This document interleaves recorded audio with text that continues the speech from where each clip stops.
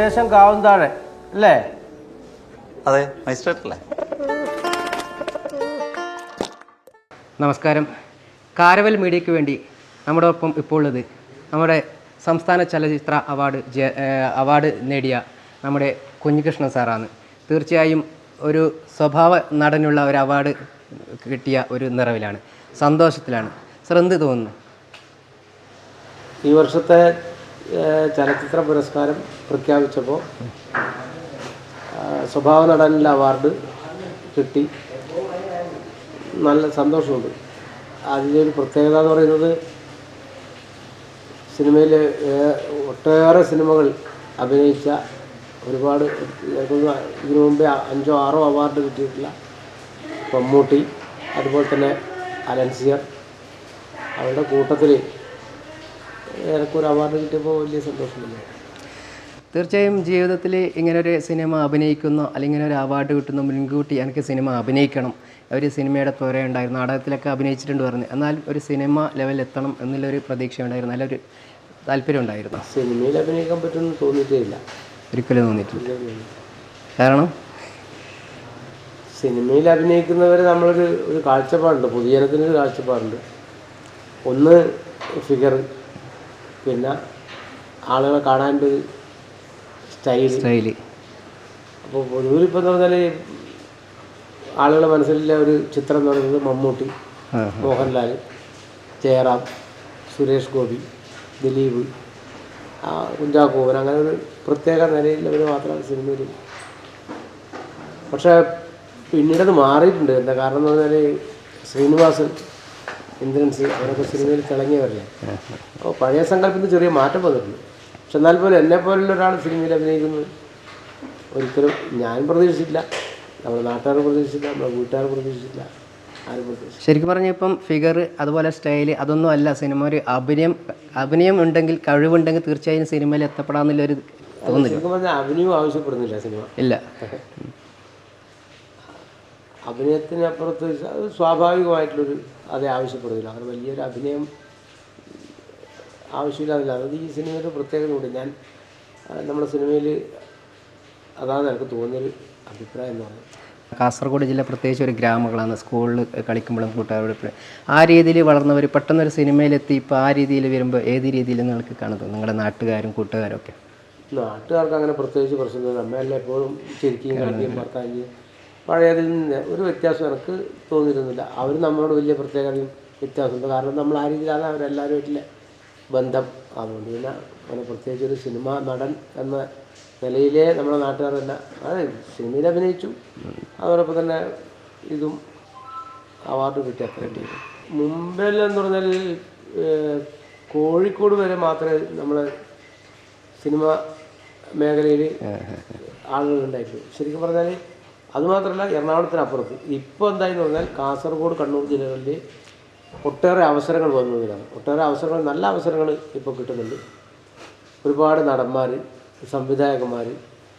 ഇപ്പോൾ രതീഷ് ബാലകൃഷ്ണ പൊതുവാൾ, നാത്താൻ കേസ് കൂടി സംവിധാനം ചെയ്ത രതീഷ് ബാലകൃഷ്ണ പൊതുവാൾ, അദ്ദേഹം ഇപ്പോൾ ആൻഡ്രോയിഡ് കുഞ്ഞപ്പൻ ചെയ്തു, ഏറ്റവും നല്ല അഭിപ്രായം ഉണ്ടായ സിനിമയാണ്.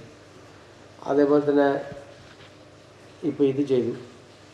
അപ്പോൾ സംവിധായക നിരയിലേക്ക് ആളുകൾ. അത് മറ്റൊന്നല്ല, സെന്ന ഹെഗ്ഡെ, അദ്ദേഹത്തിൻ്റെ പേരൊന്നും നമുക്ക് മാറ്റി നിർത്താൻ പറ്റും. ഇപ്പോൾ സിനിമാ ലോകത്ത് ഏറ്റവും മികച്ച സംവിധായകനായി. മറ്റൊന്ന് രാജേഷ് മാധവൻ, കാസർഗോഡ് ജില്ലക്ക് അഭിമാനമാണ് ശരിക്കും. ഉണ്ണിരാജ്. അതുപോലെ തന്നെ ഈ സിനിമയിൽ എത്തണമെങ്കിൽ ഒരു ആൾ വേണം. നിങ്ങൾക്കൊരു ഇങ്ങനെ ഒരു സിനിമ അഭിനയിക്കുന്നത് നിങ്ങളൊന്ന് പോയിക്കോ എന്ന് പറയാൻ ആരാണ് നിങ്ങൾക്കൊരു പ്രചോദനം നൽകിയത്? സിനിമയിൽ പലപ്പോഴും നമ്മളെ മറിമായം ഉണ്ണിരാജ്, തടിയൻകുടി സ്കൂളിൽ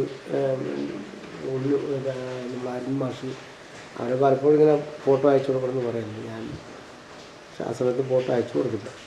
പിന്നെ അവർ നിർബന്ധിച്ച് പറഞ്ഞപ്പോൾ, ഉണ്ണിരാജ് പറഞ്ഞപ്പോൾ ഈ ഫോട്ടോ അയച്ചു കൊടുത്തു. ഇനി ഇതിന് ഓഡിയേഷന് വേണ്ടി എറണാകുളം പോണ്ട, തിരുവനന്തപുരം പോണ്ട, ഒരു ചെറുത്തൂരാണ്, കണ്ണങ്കി. അവിടെ വെച്ചിട്ട് എൻ്റെ ഇതുണ്ടായിരുന്നു കാസ്റ്റിംഗ്. അങ്ങനെ പോയതാണ്. അല്ലെങ്കിൽ ഞാൻ പോവുകയില്ല, എറണാകുളത്തൊന്നും പോകില്ല. ആദ്യം അഭിനയിക്കുമ്പോൾ ശരിക്കും പറഞ്ഞാൽ ഈ സിനിമ എന്ന് പറയുമ്പോൾ നാടകം പോലെയല്ല, ഒരുപാട് ഷോട്ട് കട്ടുകൾ, അതുപോലെ ടെക്നിക്കലായിട്ടുള്ള കുറേ പ്രശ്നങ്ങൾ, ഇതൊക്കെ നിങ്ങൾക്ക് ഇതെല്ലാം എങ്ങനെയാണ് നിങ്ങൾ ഒരു സാധാരണ കാസർഗോഡുകാരൻ എന്ന നിലയിൽ അഭിമുഖീകരിച്ചത്? ഒന്ന് ഡയറക്ടർ ഭാഗത്തുനിന്നുണ്ടായിട്ടുള്ള നല്ല സപ്പോർട്ട്, പിന്നെ ഏറ്റവും നല്ല ബന്ധം വളർത്തിയെടുക്കാൻ പറ്റുന്ന സുധീഷ് ഗോപിനാഥ്, രാജേഷ് മാധവ്, അതുപോലെ തന്നെ ഗോകുലു, ഒരു അനിലുണ്ട്, രാകേഷ് ഉഷാർ, ദീപ്തി തുടങ്ങി ആ യൂണിറ്റിലെ ക്യാൻറ്റീൻ്റെ പ്രവർത്തകർ, മേക്കപ്പ് ആർട്ടിസ്റ്റ്, അങ്ങനെ ഓരോരാളെ പേരെടുത്ത് പറയണ്ട, അങ്ങനെ എല്ലാം അതിൽ വന്നിട്ടുള്ള ജൂനിയർ ആർട്ടിസ്റ്റായിട്ട് വന്നിട്ടുള്ള നല്ല പിന്തുണയും സഹകരണവും. ആ നല്ല പിന്തുണയും സഹകരണവും ആ കൂട്ടായ്മയുടെ ഒരു വിജയമാണ് ഈ സിനിമ 7 അവാർഡുകൾ നേടിയിട്ടുള്ളത്. ഈ സിനിമ ശരിക്കും ഒരു നമ്മളെ പേര് കേൾക്കുമ്പോൾ തന്നെ എല്ലാവരും മനസ്സിൽ അറിയുന്നുണ്ട്. സാധാരണ ഒരുപാട് സിനിമ ഇറങ്ങുന്നുണ്ട് ഇപ്പോൾ, പക്ഷെ ആ പേരൊന്നും നമ്മളെ മെമ്മറിയിൽ നിൽക്കുന്നില്ല. ഈ ഒരു പേര് കൊണ്ട് തന്നെ അത് വിജയിക്കുകയും ചെയ്തു. പ്രത്യേകിച്ച് കാസർഗോഡ് ഭാഷയാണ് ഇതിൽ ഉപയോഗിച്ചത്. അതിൻ്റെ പ്രത്യേകം നമ്മുടെ നാട്ടിലല്ല സ്ഥിരമായി പറഞ്ഞത്. എന്തെങ്കിലും ഒരു കുഴപ്പമുണ്ടായി, കുഴപ്പമുണ്ടായ അവസരം വലിയ പൈപ്പായി നല്ല അങ്ങോട്ടും ഇങ്ങോട്ടും പൈപ്പായി കഴിഞ്ഞാൽ എന്നാൽ നീ പോയി കേസ് കൊടുക്കുക, നീ നാകാതെ നീ കേസ് കൊടുക്കുക, എന്നാൽ നീ കേസ് കൊടുക്കുക. അതാണ് അതിൻ്റെ പ്രത്യേകത. അതാകെ ഒരു പ്രത്യേകത. നമ്മുടെ നാട്ടിൽ എപ്പോഴും ഉപയോഗിക്കുന്നൊരു സംഭവമാണ് നീ നാകാതെ എന്നാൽ നീ കേസ് കൊടുക്കും. അത് ചിലപ്പോൾ 1ാം ക്ലാസ്സിൽ പഠിക്കുന്ന കുഞ്ഞും പറയും അല്ലേ, നല്ലോണം വഴക്കൂടിക്കുമ്പോൾ അവരും പറയില്ലേ നീ നാക്കല്ല, നീ എന്നാൽ മാഷോട് പോയി പറഞ്ഞാൽ അല്ലെങ്കിൽ നീ കേസ് കൊടുക്കാൻ പറ്റും. ആ ഒരു അത് എല്ലാവരും മനസ്സിൽ. അല്ലെങ്കിൽ ഇപ്പോൾ ഞാൻ ആ സിനിമ കണ്ടിരുന്നു, സ്വഭാവം നടന്നു പറയും. നിങ്ങളുടെ ആ ഒരു നോട്ടത്തിൽ തന്നെ ആൾക്കാർക്ക് ലൈക്ക് ആ ഒരു പ്രാവിനെ അപാതാവം എടുത്തിട്ട് ഇങ്ങനെ എറിയുന്നു, എന്നിട്ട് ആ ഒരു നോട്ടം ഇങ്ങനെ നോക്കുന്നത്. ആ നോട്ടം തന്നെ ഒരു പ്രത്യേകത ഉണ്ട്, ആ ഒരു സ്വഭാവം നടന്നില്ലേ. അപ്പോൾ ചില ആൾക്ക് ഒരു നോട്ടം ഇഷ്ടപ്പെടും, ചില ആൾക്ക് വർത്താനം ഇഷ്ടപ്പെടും. ആ നോട്ടത്തിൽ തന്നെ ഒരു അഭിനയത്തിൻ്റെ കഴിവുണ്ട് എന്നുള്ള എല്ലാവർക്കും മനസ്സിലാക്കിയിട്ടുണ്ടാവും. അതുപോലെ കുഞ്ചാക്ക ബോബനായിട്ട് നിങ്ങൾക്ക് കൗണ്ടർ കിട്ടിയ ശരിക്കും ഈ മന്ത്രി ആയിട്ടായിരുന്നു. മന്ത്രി അങ്ങനെ എന്താ പറഞ്ഞില്ലേ, മന്ത്രി അങ്ങ് നിയമസഭയിൽ ആ ഒരു ഡയലോഗ് ഇല്ലേ, അതൊന്ന് പറയൂ നിങ്ങൾ. ഷുക്കൂറൊക്കെ മന്ത്രി ഹാജരാവേണ്ടി വരില്ല സാർ, അദ്ദേഹം നടുവേദനയാണ്. എന്ത് നടുവേദനയോ ലോഡ് പറ്റുള്ളൂ, രോഗമില്ല. 9 മാസം ചെറുപ്പക്കാരത്തിൽ പണി കോടതിയിൽ നൽകിയില്ല. എന്നൊന്നുമില്ല, എന്താണ് നാട്ടിലുള്ള കല്യാണത്തിന് പോകുന്നുണ്ട്, കല്ലിടാൻ വിളിക്കുന്നു, അന്നേരം നടുവേദന. സാർ അദ്ദേഹം മിനിസ്റ്ററല്ലേ. എന്ത് മിനിസ്റ്ററോ? മിനിസ്റ്ററുടെ നിയമസഭയിൽ അയാളുടെ പ്രതിയാണ്, അറസ്റ്റ് ചെയ്ത് ഹാജരാക്കണമാണ്. അത് ഭയങ്കര ക്ലിക്കായി അല്ലേ. ശരിക്കും മിനിസ്റ്റർ ഇങ്ങനെ പറയുമ്പോൾ ഇതുവരെ ആരും പറഞ്ഞിട്ടില്ല. അപ്പോൾ അങ്ങനെ ഒരു ജഡ്ജി ഇങ്ങനെ ഒരു മിനിസ്റ്ററുടെ ലൈവിൽ അങ്ങനെ പറഞ്ഞിട്ടുണ്ടാവില്ല, അല്ലെങ്കിൽ പക്ഷെ അത് പറഞ്ഞിരുമ്പോൾ ജനങ്ങളതങ്ങ് ഏറ്റെടുത്തു. ശരിയാണിത് പറഞ്ഞത്, ആരും പറയാൻ പറ്റാത്ത ധൈര്യപ്പെടാത്തൊരു സാധനം ജഡ്ജി പറഞ്ഞു. മനസ്സിൽ ജനങ്ങളുടെ മനസ്സിലൊരു സംഭവം അത് ജഡ്ജിയുടെ വായിൽ നിന്ന് വന്നപ്പോൾ അവർ കൈയടിച്ചു. അതെ. ഇപ്പം ഞാനിപ്പോൾ എവിടെയെങ്കിലും യാത്ര പോകുന്ന സമയത്ത് തന്നെ കണ്ടാൽ ജഡ്ജി അല്ലേ അല്ലെങ്കിൽ മജിസ്ട്രേറ്റ് അല്ലേ, ഇതിപ്പോൾ ഈ ഡയലോഗും പറയും, ഹാജരാക്കണോ പറയല്ലേ. ശരിക്കും ഇത് ഒറ്റ ടേക്കിൽ തന്നെ നിങ്ങൾ കാണാപ്പാടം പഠിച്ചിട്ട് പറഞ്ഞതല്ല, ഇപ്പം നിങ്ങൾ പറഞ്ഞത് അതിന് ശേഷം ഇതിന് വേണ്ടി പറഞ്ഞു പഠിച്ചതാണ്? കാണാപ്പാടം പഠിച്ച്, അതായത് സാധാരണ ഡബ്ബിങ്ങാണ്, ഇത് ഡബ് ചെയ്തതല്ല, സിംഗ് സൗണ്ടാണ്. അതുകൊണ്ട് നമ്മൾ രാവിലെ ഇരുന്ന് ഡയലോഗ് രാവിലെ തരും, ഇന്നെടുക്കുന്ന സീൻ തരും, തന്നു കഴിഞ്ഞാൽ രാവിലെ ഒന്ന് വായിച്ചു നോക്കിക്കഴിഞ്ഞാൽ പിന്നെ ഷൂട്ടിംഗ് ആരംഭിക്കും. ആ ദിവസം എടുക്കുന്നത് നമ്മൾ ബൈഹാർട്ട് പിടിക്കാനുള്ള ഡയലോഗ് ബൈഹാർട്ട് പിടിച്ചാലേ പറയാൻ പറ്റും. ഇപ്പോൾ നിങ്ങൾ ജഡ്ജായിട്ടാണ് ഈ സിനിമയിൽ വന്നത്. ഇനി കിട്ടുന്ന സിനിമ അങ്ങനെ ആയിരിക്കും കഥാപാത്രം, അല്ലെങ്കിൽ വേറെ വ്യത്യസ്തമായ കഥാപാത്രങ്ങൾ നിങ്ങൾ ആഗ്രഹിക്കുന്നുണ്ട്, കിട്ടുന്നുണ്ട്? ഇപ്പോൾ ഒരുപാട് സിനിമകൾ ഓഫർ വന്നിട്ടുണ്ടാവും, എങ്ങനെയാണ് അതിൻ്റെ? ജഡ്ജി തന്നെ അതിനുശേഷം ജഡ്ജിയുടെ റോളിൽ വിളിച്ചിട്ടുണ്ടായി, പക്ഷേ അത് ഞാൻ പോയിട്ടുണ്ടായില്ല. ജഡ്ജി വേണ്ടാന്ന് തോന്നിയില്ല, വ്യത്യസ്തമായ വേറെ കഥാപാത്രം. ജഡ്ജി കഴിഞ്ഞ അടുത്തൊന്നും ജഡ്ജി പറയുമ്പോൾ പിന്നെ ജീവിതത്തിൽ തന്നെ ജഡ്ജായി അല്ലേ. ഇപ്പോൾ 2 സിനിമ കൂടെ റിലീസായി, പ്രിയദർശൻ സാറിൻ്റെ കൊറോണ പേപ്പേഴ്സ്, പിന്നെ മദനോത്സവം, സുധീഷ് ഗോപിനാഥ് സംവിധാനത്തിൽ, അദ്ദേഹത്തിൻ്റെ ആദ്യത്തെ സംവിധാനം. നമ്മളെ നാത്താൻ കേസുകൂടിൻ്റെ അസോസിയേറ്റ് ഡയറക്ടർ, ഇതിൻ്റെ തിരക്കഥ എഴുതുന്നത് രതീഷ് ബാലകൃഷ്ണൻ. അപ്പോൾ അത് റിലീസായി 10-35 ദിവസം നന്നായിട്ട് ഓടിയ സിനിമയാണ്. പിന്നെ കൊറോണ പേപ്പേഴ്സ്, അത് പ്രിയദർശൻ സാറിൻ്റെ സിനിമയാണ്. അപ്പോൾ ആദ്യത്തെ സിനിമ കഴിഞ്ഞതിന് ശേഷം എന്നെ വിളിച്ചൊരു പ്രധാനപ്പെട്ട ഒരാളാണ് പ്രിയദർശൻ സാർ. അദ്ദേഹത്തിൻ്റെ മകനും ഈ സിനിമ കളിക്കാൻ പറഞ്ഞു, സിനിമ ഇഷ്ടപ്പെട്ടു, നിങ്ങളുടെ റോളും നന്നായി ഇഷ്ടപ്പെട്ടു, അടുത്തൊരു സിനിമ എന്തായാലും നമുക്ക് ചെയ്യാൻ നോക്കും. അദ്ദേഹം വിളിച്ചു.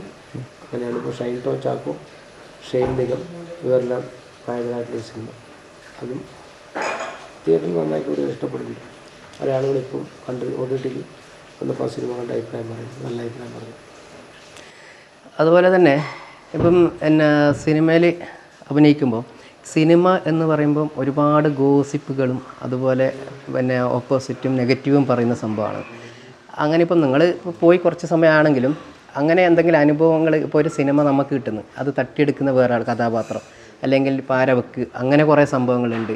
ആളുകളെന്തോ പറഞ്ഞോളൂ, എനിക്ക് ഇതൊന്നും അനുഭവമില്ല. അങ്ങനെ ഒരു വിഷയമില്ല.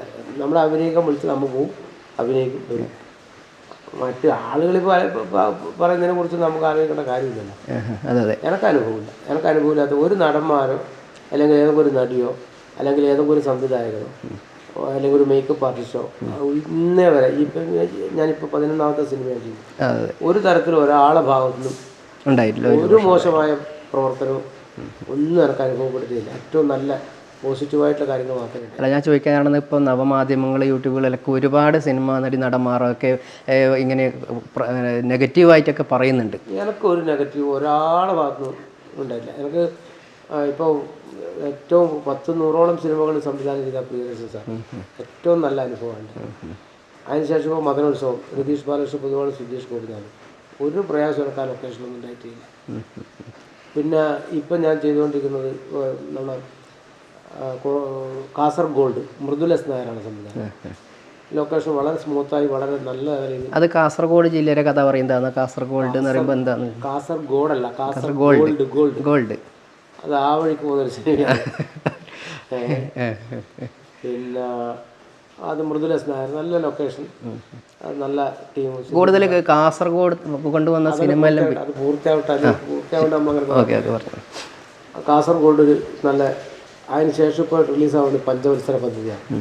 അത് പ്രേംലാലാണ് അതിൻ്റെ പിന്നെ സംവിധാനം ചെയ്തത്. അതുപോലെ തന്നെ സജീവ് പാടു, നമ്മുടെ തൊണ്ടി മുതൽ സാക്ഷി എഴുതി, നല്ല സംവിധായകൻ, നല്ല പിന്നെ തിരക്കഥാകൃത്ത്, ഒരു കുഴപ്പവും ആ ലൊക്കേഷനിൽ ഒരു പ്രശ്നവും ഉണ്ടായിട്ടില്ല. വളരെ സ്മൂത്തായി ഈ കാണുന്ന തരത്തില്ല.